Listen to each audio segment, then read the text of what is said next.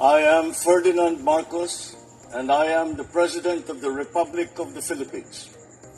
I stand today on behalf of 110 million Filipinos.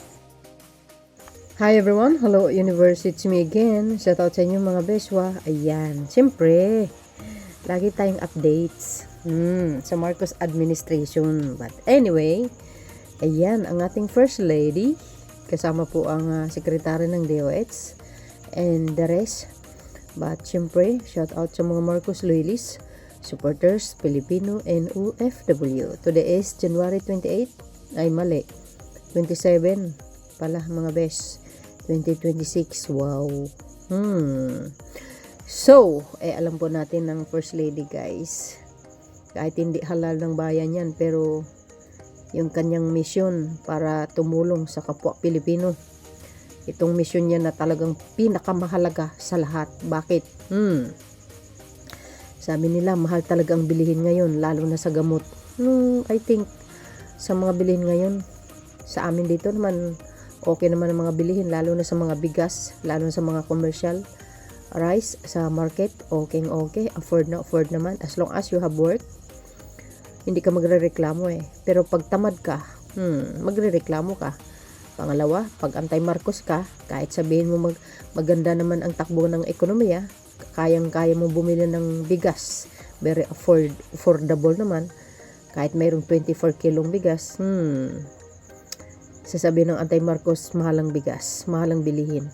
Because they are anti-Marcos Ganon lang talaga yon. Pero dito sa mission ni First Lady Lisa Marcos, napakahalaga yan sa isang tao na tulad natin. Dahil ang love for all, konsulta, para sa lahat. Wow, galing. Sabi dito guys, ayan, shout out sa mga taga La Union, mga kababayan. Shout out na imbag nga rabii kada kayo aming kakabsat or malam aldaw, shout out mayat mat ata ta lugar nyo ta napan ni First Lady nang tedti libre tinga libre nga nga agas. Wow. Ngayon pa lang mga kababayan sa drugstore, sa pharmacy, makita nyo mahalang gamot, di ba?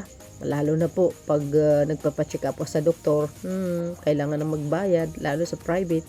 Pero dahil sa magandang layunin po ng Marcos administration sa pamamagitan ni First Lady Lisa Marcos, ayan, mismo ang gobyerno, ang pamahalaan na ang nagatid ng serbisyo para sa Pilipino. Agay! Lab for all laboratorio, konsulta at gamot para sa lahat. San Juan, La Union, 27, 2026, January. Sana all. Galing, no? Ayan, tingnan nyo naman kung gaano kadami ang tao niyan, guys.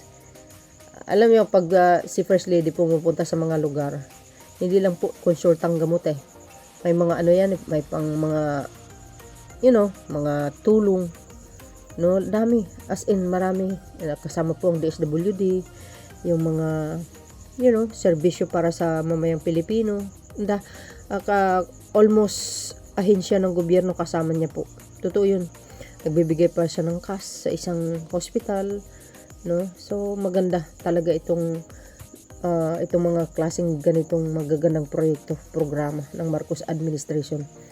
Pero believe ka din talaga sa first couple, kahit gaano ka kabigat yung mga paratang nila, pero hindi po sila natitinag tuloy pa rin ang trabaho. Ayan ito po yung mga highlights. O diba, grabe yung mga tao, sobrang tuwang-tuwa. Siyempre lahat naman po ng love for all, mga kababayan, libreng konsulta, libreng gamot. Nakaminos ka talaga. Ayan may gamot sa mata, may doktor sa mata, may doktor sa ngipin, sa buntis, lahat, kompleto lahat ng doktor na nandyan kompleto talaga, as in diba? See? Kasama po yung ibang mga ahensya ng gobyerno, ayan diba?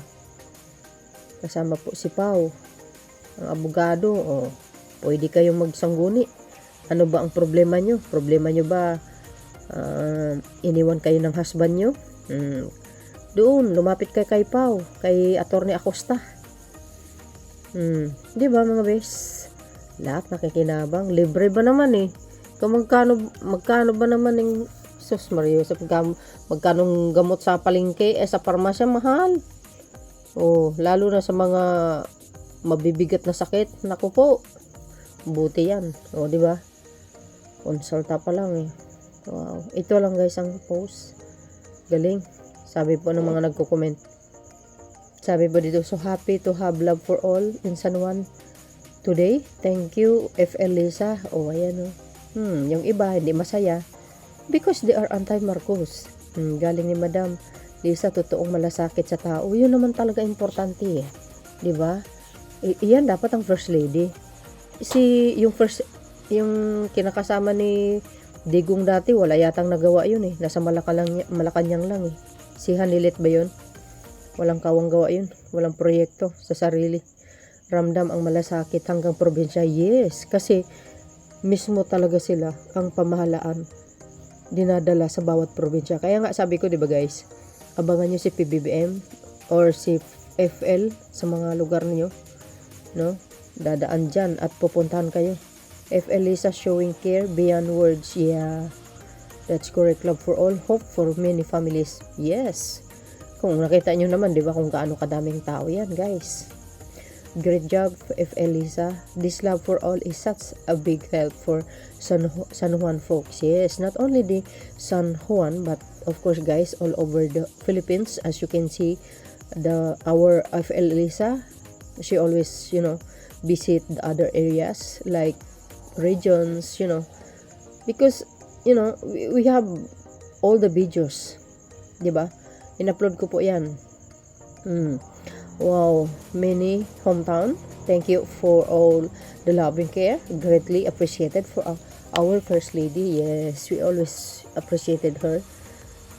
Kasi napakasipag niya kaya, kahit sa ibang bansa pa nga yan, guys, no? Nagbibigay po talaga ng love for all sa iba't ibang lugar ng bansa. Hindi lang yun, ibig sabihin, international. Kagagaling lang nila dyan sa guys, sa UAE, di ba? Grabe talaga yung kanyang effort. Gatino dapat serbisyong ramdam ng ordinaryong Pilipino. Yes. Guys, alam nyo, ang love for all, not only the, yung poor people. Kasi ang love for all is for the Filipinos yan. Walang pinipili yan na status, no? Mayaman ka man o mahirap, magbi-benefit ka, talagang, makinabang ka talaga. Love for all blessing, hope to many families. Salamat, FL Lisa. Yes, love for all is such a blessings. So happy to have free consultation and meds here. Yes. Salamat sa malasakit at tunay na paglilingkod. Ganun dapat. Iwan ko ba, di ba? For the first time yan, guys, no? Nangyayari sa bansa natin. Ang daming mga past administration na dumaan, pero wala namang ganyan. Hindi naman sila nagbibigay ng konsulta. Dapat gobyerno mismo ang pumunta sa bawat region para lang magbigay ng serbisyo. Biro mo yan. See?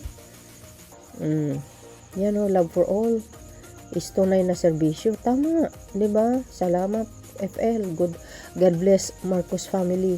Ang saya makita na may ganitong programa, legit care. Yung mga iba't ibang doktor, guys, nakasali, yung mga sa heart, doktor sa heart. Ano bang klaseng heart? Bigo ba sa pag-ibig? Hindi, yung may sakit sa puso, guys. Doktor sa bulsa. Ay, nako.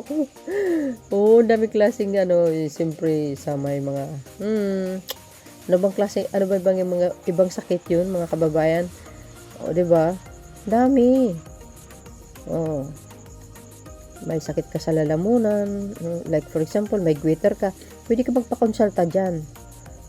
Baka ang gobyerno pa nga ang magbibigay ng referral, di ba? Pa-opera ka doon sa ospital na ganito. Mayroon naman tayong zero billings di ba? O yan, oh, mga nagko-comment. Nakita nyo? Yan. OMG. Na OMG 100% si Madam. Malaking tulong talaga para sa lahat, yes. Lalo na ngayon, guys. Mag-ingat kayo. Uminom kayo ng maraming tubig. Kasi sipon ubo. Kasi, pag ganitong buwan, ang in-expect nga natin last December malamig pero bumabawi ng January at February, 'di ba? Tingnan niyo sa Bagyo. Nagyayelo yung cabbage nila. Nakita ko sa TV Patrol, naloka. Pero guys, ang cute I like that. Siyempre, hindi tayo pinakakita ng snow. Salamat, Efel, Lisa, yan. Reservisyo ramdam ng tao. Tama nga naman yun. God bless always, Madam. Ganda ng programa. Sobrang helpful. Ay, ayos. Ito ang tunay na serbisyo. Yun, ako. Lahat yan, guys, oh. Wow. Dito makikita ang tunay na care at concern ni FL Lisa para sa mamamayan. Pero grabe yung paninira sa kanya, no? Dinadawit talaga siya kahit hindi siya elected na official. Believe ka talaga sa mga salot. Talagang, kumbaga inoccupied ng mga salot, yung mga anti-Marcos na sirain itong first couple, kasama yung anak, pinsan, lahat. Ay, nako. So, guys ang kapalagayan nyo? Ayan, oh. Wow. Shoutout ulit sa mga taga-La Union. Ayan. Thank you guys for watching. See you again on my next upload. Bye and baboos. God bless Philippines. See you again on my next upload, guys. There's more. Follow and likes. Bye.